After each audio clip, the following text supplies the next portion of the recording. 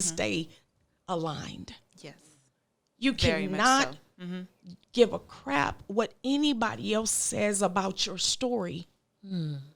But once you share it with other people, you set them free.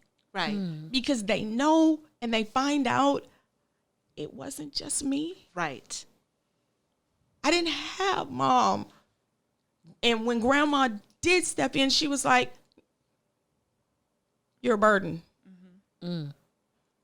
So if I'm a burden to grandma, then I guess I should stay with him because ain't nobody else gonna want me. Yeah. But people, Stephanie, oh, you're so beautiful. I don't know what you see, but I don't see that. Other people see it. But other people see it. And it got to the point where eventually I did see it, but I wanted you to see the beauty on the inside. Hair can change, skin can change, but my insides, my mind and my soul are mine and God's, and that's how you stay aligned. Right. I think that's so powerful. Being aligned is about those things that don't change. I remember I heard this motivational speaker. It might have been Joel Osteen or somebody. Somebody said it.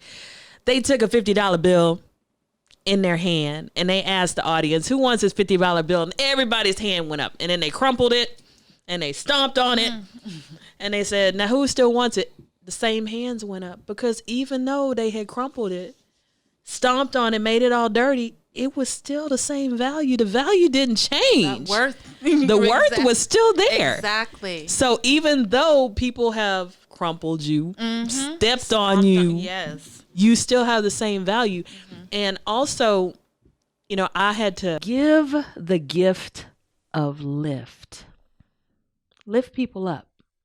Lift people up so when they look at your shirt, they look at your mug, they get an inspiring message. They're lifted.